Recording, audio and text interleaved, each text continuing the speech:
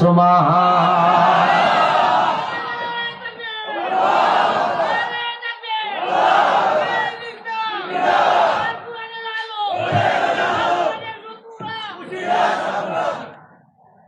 তাহলে এবার চিন্তা করেন উনি কি বোকা? কথা হয় না? বাদশা অফার দিছে রাজত্বের অর্ধেক, আমার অফার দিল একটা মাইয়া আমার সুন্দরী রূপসী তোর কাছে বিবাহ দিব। আব্দুল্লাহ বিন হুযাফা বলে আমারে আল্লাহ বউ দিব ৭২টা মেয়ে পেয়ে যাবে, আমারে মালিক দিব কমপক্ষে 10টা পৃথিবীর সবার রাজত্ব তোর অর্ধেক নিতাম করে তুই তো মাথা মোড়া। আমরা মুসলমান মাথা মোড়া নয়, এর থেকে বড় অফার আমার মালিকে দিছে রে, তাই তো সেই অফার আমি মিস করতে পারি না। বাদশা দুঃখে সর্বনাশ, ইমানের পরীক্ষা নিতেছি সব জায়গায় আমি ফেরি মারতেছি হেফাজত করে। এবার বাদশা চিন্তা করলো না, ফাইনাল সিদ্ধান্ত নিতে হবে। আর বাসাতে দই আনছে, বাসার তো সরম লাগতো না, ছেড়ে দিলে তো সরম, হারাইতে তো পারলাম না। এবার বাদশা প্রচন্ড গরম তেলের মধ্যে 2 জন সাহাবীর হাতে পায়ে বেঁধে, রুমের জালেম বাদশা 2 জন সাহাবীকে নবীর সাহাবীর তেলের মধ্যে ছেড়ে দিছে। সাথে সাথে হাড়ির থেকে মাংসগুলো ছেড়ে দিছে রে। মাছ যেইভাবে আমরা বাজি করি সেই রকম বাজি হয়ে গেছে। 2 জন সাহাবী শাহাদাত বরণ করলো। বাদশা এবার চিন্তা করছে, আব্দুল্লাহ এখন ভয় করে। বাদশা ভয়ে একে একে সব গুলারে আমি আগুনে তেলের মধ্যে ঢেলে বাজি করব। আব্দুল্লাহ এখনো সুযোগ আছে। আব্দুল্লাহ বিন হুযাফা কয়, এই বাদশা, রুমের কুত্তা স্পষ্ট বক্তব্য, একে একে সব দুনিয়ার থেকে চলে গেল, ইমান দিয়া যাব না, ইমান লইয়া যাব। সুবহানাল্লাহ। বাদশা কাছে মেজাজ ধরে, বাদশা ভাই আর কাউরে তেল ভালো লাগবে না, হেরে দাও। আব্দুল্লাহ বিন হুযাফাকে হাতে পায়ে বেঁধে তেলের মধ্যে ছেড়ে দিবে। এবার বাদশা তারে সুন্দর করে হাতে পায়ে বেঁধে তেলের সামনে নিচ্ছে। আব্দুল্লাহ বিন হুযাফাকে তেলে ছেড়ে তাকে হত্যা করবে, কিন্তু তৈলের সামনে যখন আব্দুল্লাহ বিন হুযাফাকে দাঁড় করাইছে, ওনার চোখ দিয়া পানি পড়া শুরু হয়ে গেছে।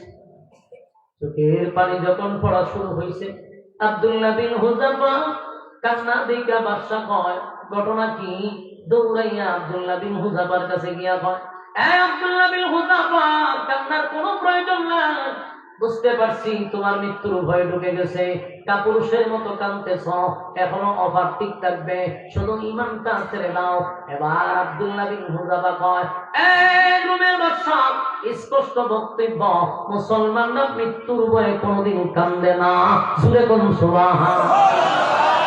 আমি আমার মৃত্যুর ভয়ে কান্দি না, আমি কান্দি এই জন্য যে আমার মালিকের জন্য আমার এই জীবনে কি করলাম। আমারে যদি আমার মালিক আরেকবার জীবনটা দিত, আরেকবার আগুনে ঝাঁপ দিতাম, আরেকবার জীবন দিত, আরেকবার আমি আগুনে ঝাঁপ দিতাম। আমি তো এখন একবারই আমার মালিকের জন্য জীবন দিব, সেই ব্যাপারে ব্যতীত হইয়া আমি কান্দি রে, আমরা মরণের জন্য কান্দি না। বাদশা এবার মাথায় হাত দিয়া ভাই, আমি তারে মারতে চাই একবার, সে মরতে চাই 100 বার। ঠিক না বেঠি? বাদশা এবার সিদ্ধান্ত নিয়েছে না, তারে এখন আর আগুনে পোড়ানো যাবে না।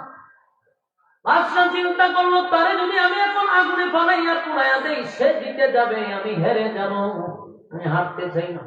বাদশা এবার ভাই, আমি তোমার ছেড়ে দিব, শর্ত হইল তুমি আমার কপালে একটা চুমু দিবা। বাদশা এখন ভাই ছাড়তে পারি, আমার কপালে একটা চুমা দিবা।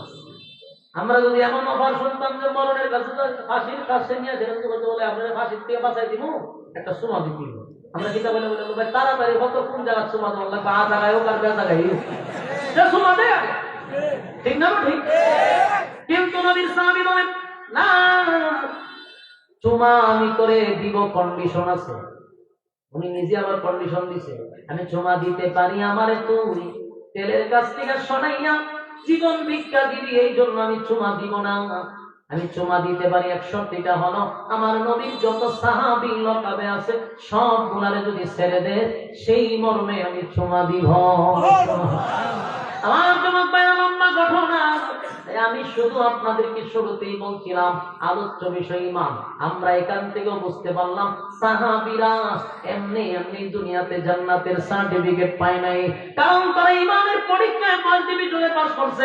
আল্লাহ বলেন আমিনু কামা আমানান নাস, ঈমান আনো ওই মানুষদের মতো যারা ঈমানের পরীক্ষায় ফার্স্ট ডিভিশনে পাস করছে।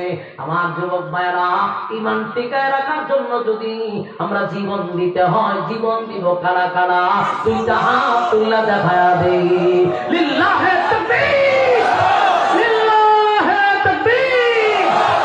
হাত তুলে রাখেন, ইনশাআল্লাহ যতই বাধা আসুক না কেন আমরা ঐক্যবদ্ধ থাকবো ইনশাআল্লাহ। আগামী ইসলামের বিজয় আমরা দেখতে চাই, ঠিক কিনা? হাত তুলে রাখেন। আপনারা কি চান যে আগামীতে ইসলাম বিজয় হোক? চান তো ইনশাআল্লাহ? কিছু পাইতে গেলে কিছু দিতে হয়, ঠিক না? সবাই বিসমিল্লাহ বল, বিসমিল্লাহ কই গোড়াটা ঢুকাই দেন, হাতটা ঢুকান, গোড়াটা ঢুকান, আমার ঢুকান। আপনার মাঝে ছাত্র তাড়াতাড়ি তাড়াতাড়ি ছাত্র যাও, একজন খালি হাতে যাবেন না, এটা আপনাদের কাছে আমার আবদার। যতটুকু পারেন শরীক থাকবেন, যতটুকু পারেন শরীক থাকবেন। জলদি জলদি জলদি জলদি, কেউ খালি হাতে আমরা যাবো না, জলদি করেন জলদি করেন। আমার সময় অবার হয়ে গেছে, 9টার ভিতরে ছেড়ে দেওয়ার কথা, সেখানে 9:30 হয়ে গেছে। আরেক জায়গায় 10টা হবে, কেন যাবো? জলদি করেন জলদি করেন, কেউ খালি হাতে যেতে না যাই। আমরা মাদ্রাসার ছাত্র আপনাদের কাছে রুমাল নিয়ে যাচ্ছে, যে ভাইয়েরা দাঁড়ায় আছেন আপনারাও শরীক থাকবেন।